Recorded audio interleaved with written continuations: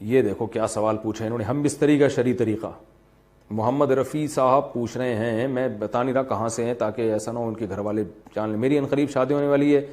مجھے زوجہ سے قربت کا سنت طریقہ بتا دیں۔ یہ سوال حیا کے خلاف ہے اور میں حیا کے خلاف سوالات نہ پڑھتا ہوں نہ اس کے جواب دیتا ہوں، لیکن چونکہ یہ سوال بہت زیادہ لوگ پوچھتے ہیں تو میں نے ہمت کر کے آج یہ پڑھ لیا ہے، اور اس میں لوگ غلط گائیڈ بھی کر رہے ہیں، تو اس لیے میں اس کا جواب دے رہا ہوں کہ اسلام میں کوئی خاص طریقہ نہیں ہے اس کا، اس پہ فالتو کتابیں لوگوں نے لکھی ہوئی ہیں، پتہ نہیں کیا کیا، وہ ایسے ہی لوگوں کی آ رہا ہے۔ تو یہ چیز نیچرل ہے،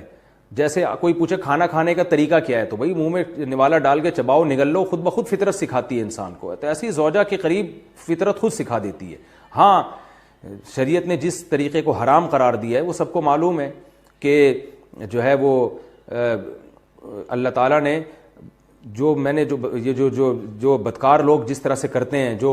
لڑکوں سے بدفعلی کرنے والے لوگ ہیں، وہ طریقہ حرام ہے۔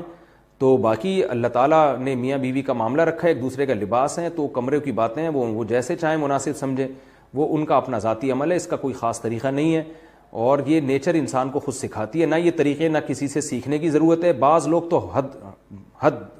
حد درجے کی بے شرمی کرتے ہیں، وہ شادی سے پہلے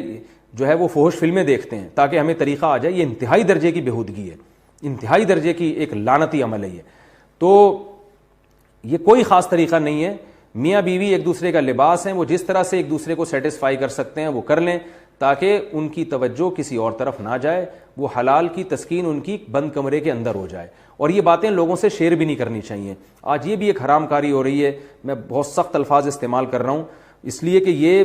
اور میرے پاس کوئی ہلکا لفظ نہیں ہے۔ وہ کیا ہوتا ہے کہ مرد اپنی زوجہ سے ہم بستری کر کے اس کے راز دوستوں کے سامنے فاش کر رہا ہوتا ہے، میں نے ایسے کیا، میں نے ایسے کیا، لڑکیاں بتا رہی ہوتی ہیں اپنی فرینڈز کو کہ میرے شوہر نے میرے ساتھ ایسے کیا۔ یہ بہت لعنتی عمل ہے۔ آپ صلی اللہ علیہ وسلم نے فرمایا جو عورت اپنے شوہر کے راز یا شوہر بیوی کے راز فاش کرتا ہے اس پر لعنت ہے، حدیث کا مفہوم ہے یہ۔ تو یہ بند کمرے کی میاں بیوی کی باتیں، جس طرح سے وہ ایک دوسرے کو سیٹسفائی کر سکتے ہیں وہ کریں، ایک دوسرے کے لیے وہ حلال ہیں،